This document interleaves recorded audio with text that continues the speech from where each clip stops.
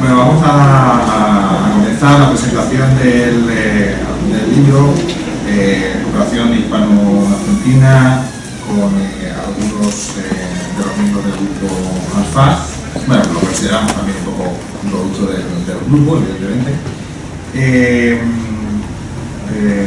voy a comentar un poco cómo se gestó la idea y luego les repasaremos un poco lo que son los autores del libro. Y bueno, hablaremos un poco del contenido y en fin, acabaremos la presentación dándoles algunos tips sobre este tipo de producciones, ¿no? Que al final es lo que nos interesa. Bien, el libro de videojuegos en redes sociales, la verdad es que como obra colaborativa, bueno, pues siempre el resultado final es el producto de todos. La idea, bueno, se me ocurrió en un momento determinado que trabajando con los diferentes componentes de nuestro grupo de investigación y el grupo ya interuniversitario, pues que debería haber una obra que trabajase aspectos en el análisis, ¿no? De aspectos relevantes del producto del videojuego en redes sociales como disparador, como fomentador de algún tipo de aprendizaje y bueno, pues ver un poco cuáles eran los rasgos característicos de estos videojuegos, hacer un análisis en profundidad de ellos y hacer propuestas prácticas para poder, bueno, incluirlo en el aula o en alguna dinámica educativa pertinente. El libro, pues, lo coordinamos entre Graciela y un servidor. Porque al final luego, bueno, pues es una idea que se va perdiendo, ¿no? Porque evidentemente no se va perdiendo, se va enriqueciendo en realidad, ¿no? Bueno, pues ella me va comentando quiénes podrían aportar otra visión diferente y yo creo que, bueno, pues en esa unión encontramos este desarrollo final, ¿no? Ella, en ese momento estamos viendo el trabajo que pueden hacer los miembros de personajes también a veces reconocidos, ¿no? Como Diego Levy, ¿no? Que también nos aporta, tiene un capítulo en el libro. Bueno, y el equipo de desarrolladores también nos vamos a hacer algunos aportes muy interesantes que, bueno, pues al final, pues ya sabéis que como todo producto editorial, pues necesita estar montado de una determinada manera, gente que entra, gente que sale y bueno, pues al final es un proyecto de estas características y bueno, con este contenido que le vamos a mostrar. Sí. Una cuestión que me parece interesante de destacar es que existe la necesidad de, digamos, de atreverse a escribir. Uno cuando escribe y publica, digamos, como que dona sus palabras, sus pensamientos y ya no es de uno, no se juega al escribir. Y veíamos que había un vacío en realidad de obras donde el pensamiento alrededor de estas temáticas esté consolidado. Mismo en nuestra trayectoria, veíamos papers de congresos, artículos en revistas, pero una obra que realmente tenga coherencia y consistencia para brindar incluso a los alumnos, estaba siendo necesaria publicarse. Entonces, la idea fue atrevernos a esto y que yo creo que también fue una decisión que no sea de un autor en particular, sino que convoque, como decíamos antes, a entrecruzamiento de distintos profesionales y visiones. Gente de la comunicación, gente de pedagogía, gente de desarrolladores, psicólogos, con los cuales podemos tener mayor o menor acuerdo. Pero bueno, en esta diáspora aparece, digamos, como un pensamiento más consolidado. Y luego las idas y vueltas del trabajo que implica poner las ideas sobre texto y hacerles escribir a los que no están acostumbrados a escribir y que tienen cosas magníficas para decirnos. Ese fue, digamos, el trabajo creo que más arduo hasta lograr tener la consolidación en el producto y luego un trabajo que no fue menor, poder conseguir que se publicara, ¿no? Ese es, yo creo que ese es un punto clave, ¿no? Yo creo que tardamos aproximadamente año y medio, más de lo que desde que, digamos, el producto final estaba terminado, para localizar, bueno, pues alguien que estuviese interesado en el proyecto, que valorara, no era solo el producto como una versión rentable o un producto rentable, sino que, bueno, pues se compartieran ideas también del propio producto, ¿no? Y en este caso, bueno, pues fue la ERTES la que nos apoyó en este sentido. La ERTES en la colección de educación fue la que al final pues tuvo esa, bueno, una visión un poquito más allá de lo que sería ese valor, ¿no?, que les comentaba antes, más económico. Pasamos a una relación de autores. Bueno, la obra consta de 8 capítulos. En el capítulo primero, bueno, el prefacio lo hacemos los dos, ¿no? Un poquito, fijaros la fecha, ya estábamos ahí en invierno del 2012, y aparece publicado en abril del 13, pero bueno, ya estábamos casi acabando la negociación. En el primero nos encargamos de, bueno, pues coger el objeto de estudio, dar una definición, unas características del modelo de negocio, recojo algunas ideas que se trabajaron en las mesas del CIBE 12 y bueno, le damos una vuelta más y ahí pues encontramos también otra vertiente, la modelo de aplicación en el aula, y nos encargamos de este capítulo la profesora Inmaculada Velera y yo, ¿no?, de dar de la Universidad de Extremadura. El siguiente capítulo trabaja sobre lo que sería la fundamentación del videojuego social.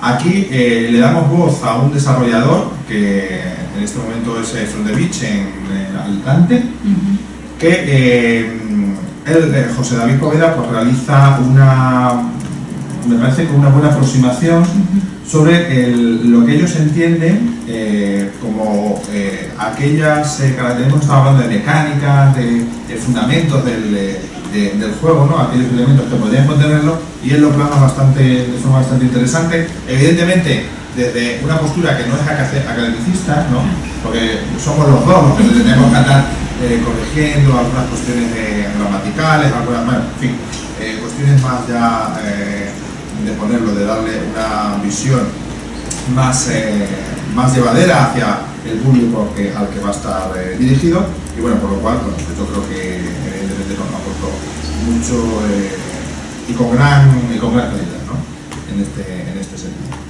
Es decir, bueno, pues un desarrollador, ¿no?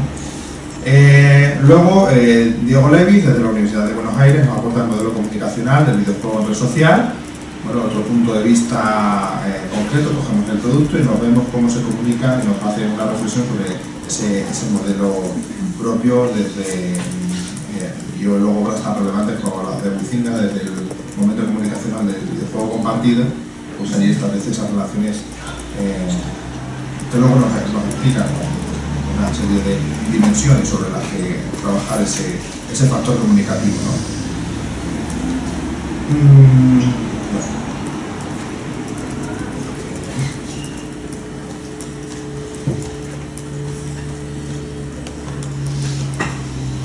Luego tenemos a Gabriela, perdón, ya le cambié el nombre.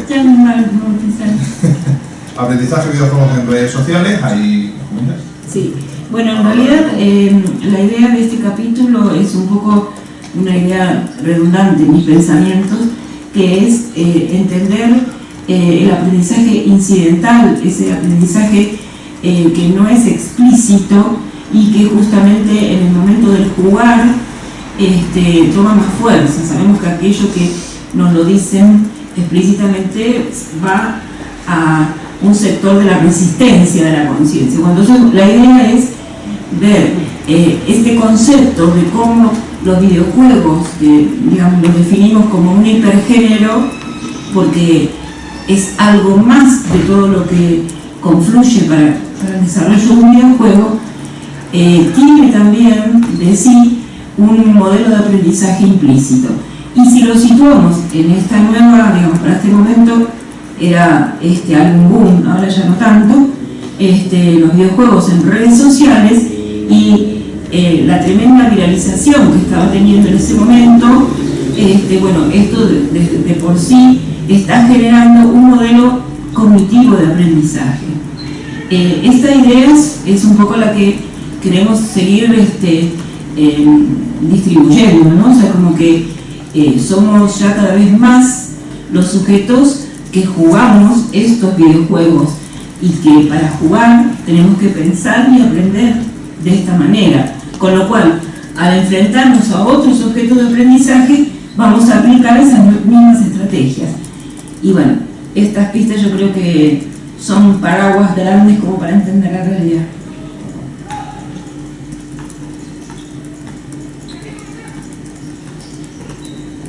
Bueno, el catálogo de recursos y orientación educativa para la organización del aula de videojuegos integrados en las redes sociales de Twenty, Facebook y Google son autores Rocío Yuste, Raquel Borrero y Ismael Pérez, en el cual bueno, nos ofrecen una serie de ya cosas concretas, porque nos ofrecen el catálogo, es decir, hay una ficha guía en la que se analiza cada uno de los videojuegos en redes sociales. Y en este aporte, bueno, pues creemos que es la herramienta básica como para que un docente en un momento determinado, evidentemente las redes sociales solamente, digamos que pueden estar en redes sociales, por lo menos en nuestra legislación, personas mayores de 14 años, ¿no? Entonces esto estaría enfocado evidentemente fundamentalmente para la etapa de secundaria, ¿no? Sí, destacamos especialmente este capítulo porque ha sido, digamos, el fruto de una investigación de campo. O sea, antes hemos tenido que jugar estos juegos que cada vez están más, digamos, hay que encontrarlos. Si ven el nuevo diseño de las redes sociales, de Facebook, cada vez los juegos aparecen en sectores más inaccesibles, con lo cual el jugador tiene que encontrarlos. Lo interesante es poder, lo que han hecho los autores, de rescatar ejemplos concretos, no solamente dar una herramienta con un marco teórico, sino bueno, a ver, vamos a evaluar determinados juegos y dar orientaciones sobre las cuales un docente podría decir, utilizo este videojuego para mi grupo o no, digamos, facilitando esto. Es el inicio de un catálogo con una herramienta que se pone a disposición. Digo que es el inicio porque sería interesante que se pudiesen sumar más evaluaciones de otros videojuegos que van surgiendo, como para que contemos con evaluaciones hechas por profesionales. La potencialidad de la herramienta de evaluación ofrece una información concreta al docente sobre una estrategia concreta, se da la orientación de la estrategia, evidentemente, se da una serie de áreas, una serie de competencias, formas de evaluación, tiempos, organización, que yo creo que esa es lo más relevante de este capítulo. La verdad es que cuando estuve en Buenos Aires ahora en abril tuve la oportunidad de hablar con los propios desarrolladores de algunos de los videojuegos que estaban aquí, ¿no? Entonces en ese momento a ellos les chocó la cuestión de que sus propios productos estaban siendo objeto de evaluación psicopedagógica.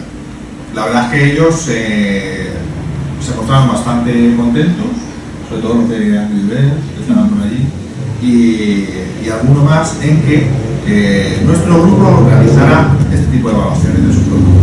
Entonces yo creo que eso también es un valor añadido para que no sé, tuviésemos otro catálogo, quizá no solamente cerrado a una publicación, ¿no? Sino que de forma accesible pues hacia el profesorado tuviéramos esa posibilidad, ¿no? Y se mostraron bastante activos en ese, interesados en cómo podíamos establecer las nuevas sinergias sobre este tipo de cuestiones. Como ven, el catálogo es extenso y digamos que todos con esa ficha de evaluación y de propuestas.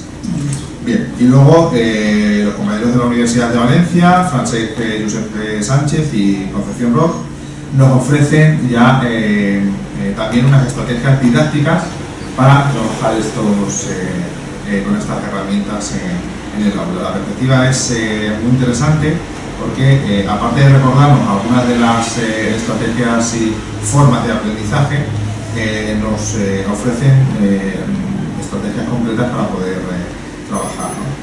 Evidentemente están con nosotros, así que en cualquier momento si Si luego quieren hacer alguna intervención, alguna relevancia de su propuesta, pues estamos encantados de que suba y establecemos un diálogo, ¿no? Luego también invitamos a participar a Carlos García Cardón. Ahora mismo está trabajando en la UTAC, ¿no? Es profesor del máster de diseño de videojuegos, y bueno, él en ese momento está con su organización People and Video Games y sus reflexiones, formación que realiza, y a él le invitamos a hablar sobre el tema polémico de la adicción a los videojuegos, y en concreto en este caso pues la adicción a los videojuegos en redes sociales, ¿no? Él ofrece también una visión muy interesante desde la psicología y psicología social, que nos invita a la reflexión de este tipo de herramientas, ¿no? Y finalmente, bueno, pues también compañeros de la Universidad de Extremadura, compañeros del grupo de investigación educativo, nos hablan de los Edugames para el aprendizaje en red, cuyos autores son Jesús Valverde y María Rosa Fernández Sánchez, que bueno, pues también nos ofrece una reflexión muy interesante sobre el videojuego Edugen aplicado a las redes sociales, ¿no? Y al aprendizaje en concreto en ese desarrollo cognitivo, ¿no? Bueno, hasta aquí un poco lo que es la organización del libro. Podemos visualizar. Bueno, le podemos invitar a dialogar también sobre el libro en un grupo de Facebook que tenemos en esta red social, evidentemente, bueno, pues para trabajar en ella, eventos asociados, porque también presentamos el libro en Buenos Aires, por ahí tenemos la oportunidad también de tener a Diego Levis, con él pues, hicimos la presentación en torno a Mica, y bueno, debemos finalizar. Sí, para cerrar, más muy bien.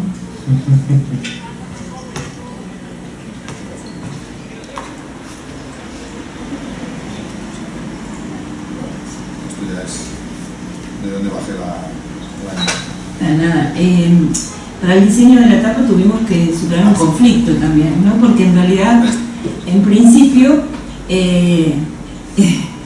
se nos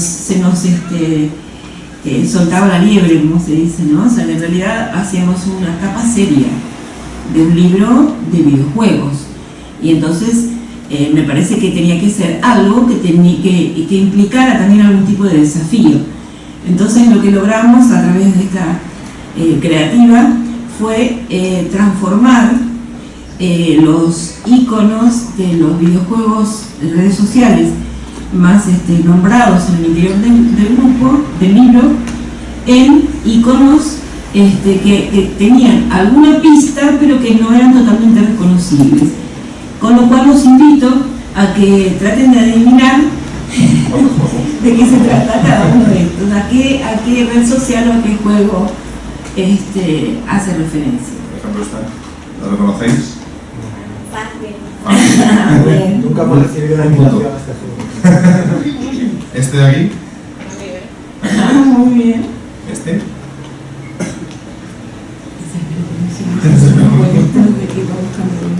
Aquí tenemos una representación de Twitter.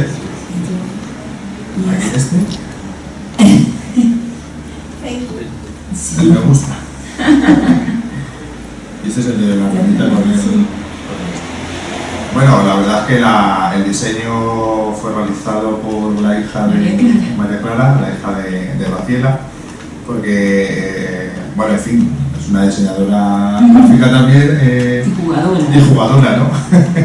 Estaba desarrollando su trabajo, ahora, bueno, un poquito más, ya más en serio, en ese momento, pero también era incipiente, va tomando más...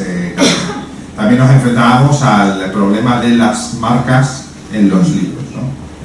Es decir, digamos que, permítanme la expresión, que qué tajada se lleva la empresa con su logo, ahí puesto, entonces teníamos que hacer una representación de esto, ¿no? Era mostrando sin mostrar, así un poquito esa la idea. Y bueno, finalmente me parece importante pensar en el destinatario, ¿no? En quién pensamos sería el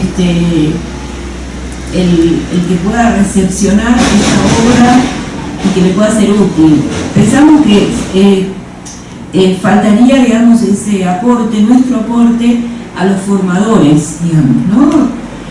No solamente, o sea, si bien hay herramientas prácticas, son básicamente herramientas de reflexión sobre la práctica, ¿bien?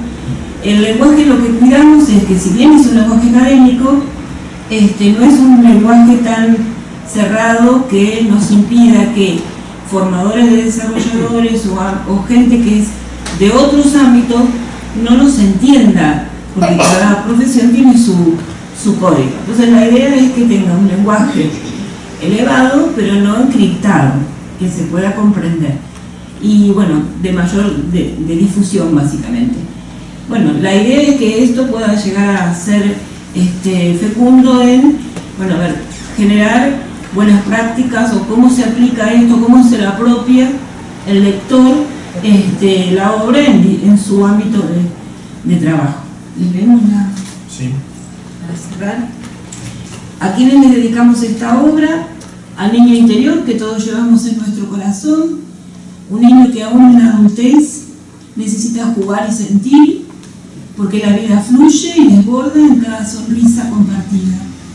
A nuestros hijos que nos enseñan a jugar, a nuestros amigos de las redes sociales que tejemos en cada abrazo, a nuestros mayores que se jugaron por nosotros, a nuestros alumnos y lectores, renovando nuestra pasión por el aprendizaje.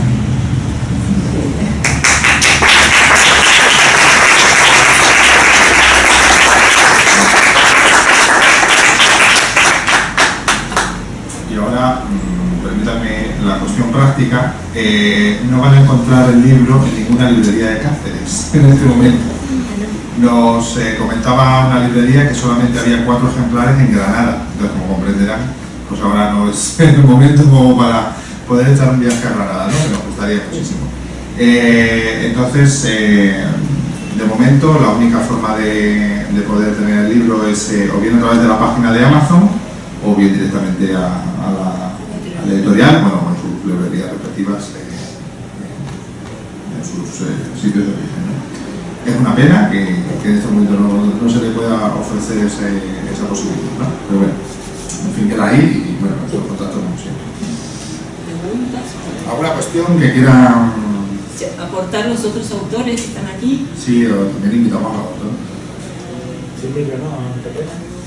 Ven, el micro por ahí.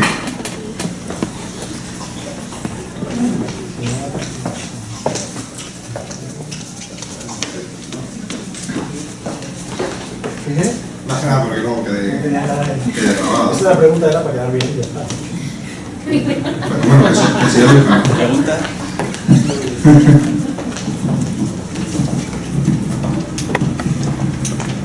Pues iba a decir que me gusta mucho la portada, muchísimo.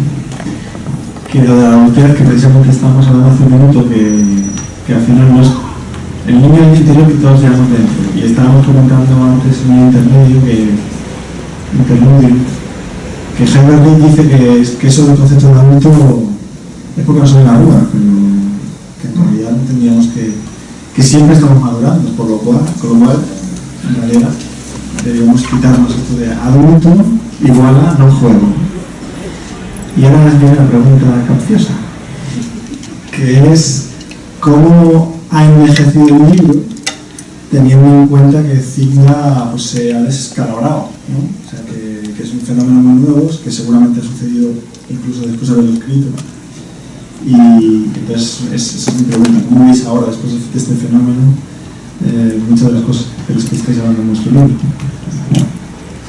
Bueno, yo creo que lo más importante del libro yo creo que sienta la base, porque independientemente de que luego el producto cambie para una empresa u otra, yo creo que también es un poco mi filosofía, yo creo que el docente puede reflexionar sobre el producto final que luego va a trabajar, ¿no? Independientemente de que, no sé, Fabri esté dedicado o nosotros encontremos que se trabajan competencias sobre los cultivos, la gestión monetaria y demás, o Cityville sobre el desarrollo de una ciudad, yo creo que lo que invita el libro es a la reflexión del docente, ¿no? Y encontrar una serie de rasgos característicos, herramientas, porque yo creo que están ahí, estrategias que, en definitiva, que se caiga Zinga, bueno, pues lo sentimos mucho por Zinga, evidentemente, pero siempre habrá otra empresa que va a hacer, bueno, que están ahí, o sea, que no solamente esto es Zinga, sino que hay muchas posibilidades con otras empresas, ¿no? Entonces, el valor yo creo que queda ahí, en un momento determinado, pues sí, pues Zinga, el ejemplo concreto, a lo mejor alguien no lo va a encontrar, bueno, pero seguramente que va a encontrar la relación o recordará la experiencia de juego, que también es muy importante, porque si hay un docente que en un momento determinado compra el libro, yo creo que algo de juego, algo de inclusión, algo de algún rasgo característico, oye, este me invitó a este juego por alguna cosa, yo creo que tiene, ¿no? El bagaje del docente está ahí, ¿no? En ese sentido, ya sea este o sea otro. Entonces, creemos que es lo más relevante, no que en un momento determinado esté caduco porque no estén actualizados los datos, ¿no? No sé, además yo creo que estas investigaciones de alguna forma tienen que ser también caducas, ¿no? Porque no es... No. Cuando estaba en la tesis Me decía el profesor, tienes que hacerlo esto como atemporal. Digo, no, es que tiene que envejecer. Y si está hablando de PSP, tiene que ser PSP. Y los elementos que definían la PSP, para que alguien dentro de 20 años venga hacia atrás y lea, en PSP las cosas son así ahora, y las puedo rescatar 20 años después, por decir algo, ¿no? Entonces, lo que pasa en el cine es que no solamente la caída de una empresa, sino una empresa, paradigma del juego social, internet, ¿no? Entonces, pero obviamente también poner la tilde, ¿no? El hecho de que cuando escribimos sobre videojuegos, educación, sobre tecnologías, educación tal, la caducidad se acelera un montón.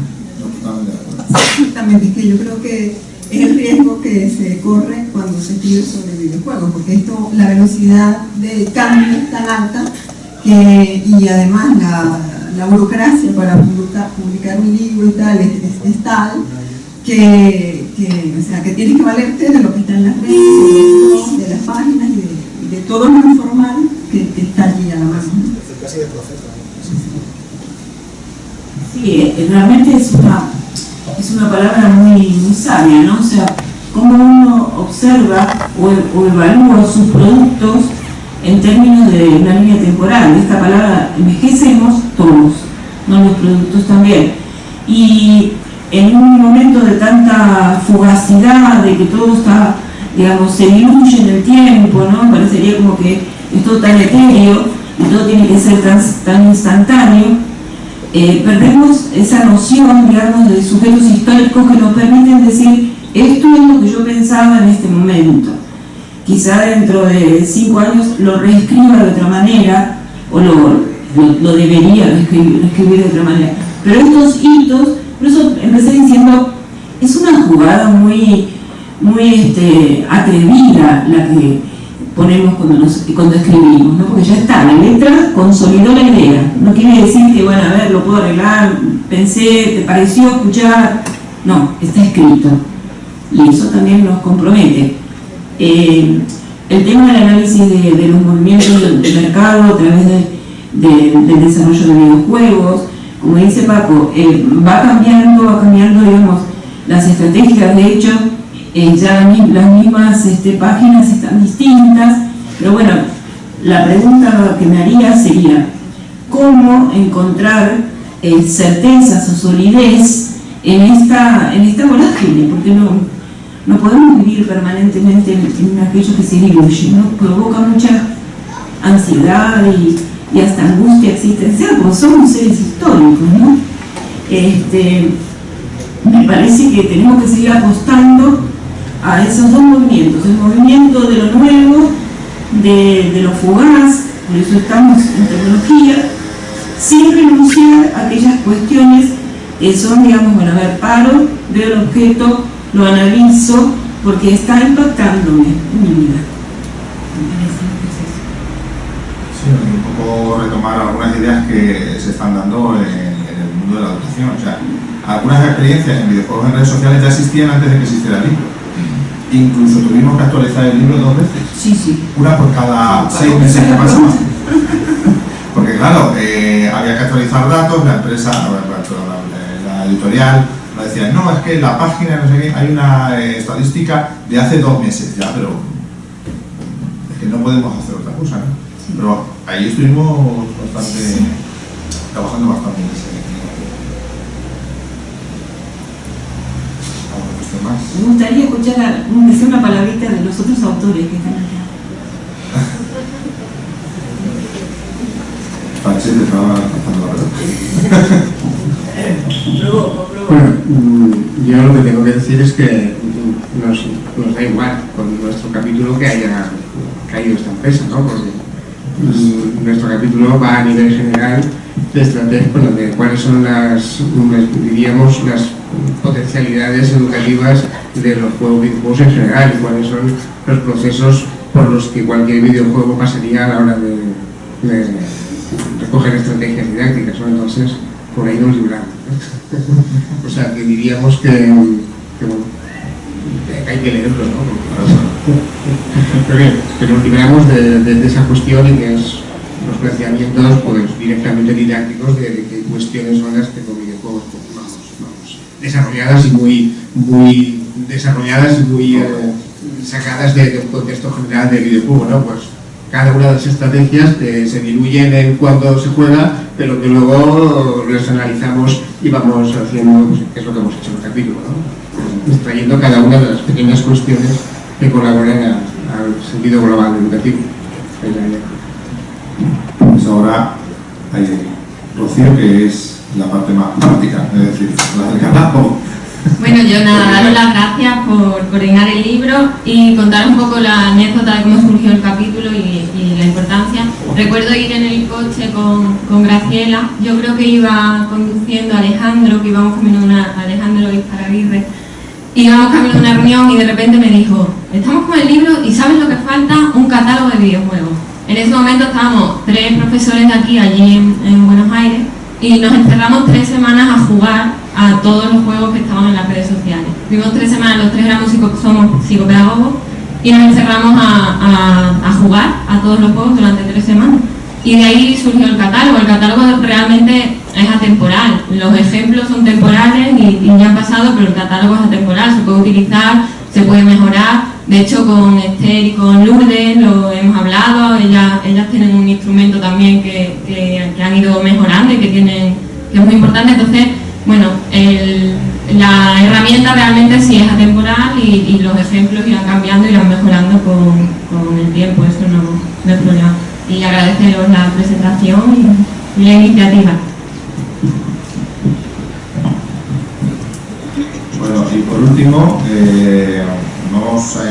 yo casi os invitaría a vosotros, a Francesc y a Inma Ros, a que nos hablaseis, porque también es un producto del grupo, una nueva publicación que va a salir, que es Videojuegos Perspectiva desde la Educación, y que está en trámite, así que pues si os queréis contar alguna cosita. Bueno, realmente es un extracto mejorado de las conclusiones del primer congreso, ¿no? Que era una lástima que a lo mejor se pudieran dejar perdidas en la web, y entonces las hemos recopilado aquí, hemos hecho una introducción a cada uno de los coordinadores de cada uno de los temas, y entonces está hecha un poco rápido porque para traerlo aquí físicamente que se pudiera ver, ¿no? Hay que mejorar la tapa, hay que mejorarla. Ese ejemplar concretamente es el de Francisco, para que le dé una revisada por dentro.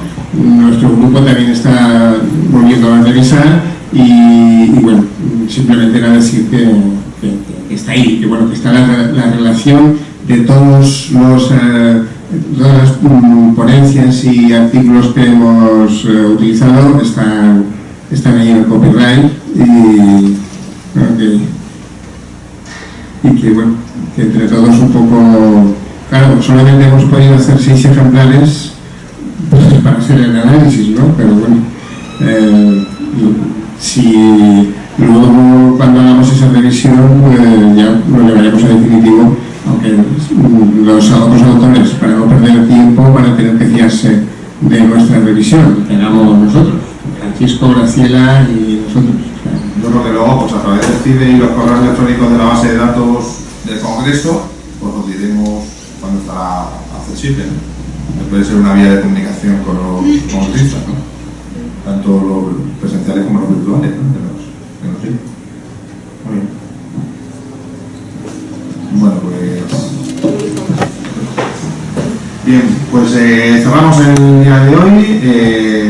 Tenemos la cena del Congreso a las 9:30 en el NH Oquendo, en el hotel que está en el centro. Cualquiera de la organización puede ayudaros a ubicar.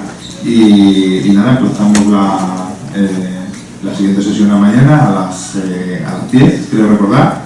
Si no, porque ya a uno le vayan dando los datos.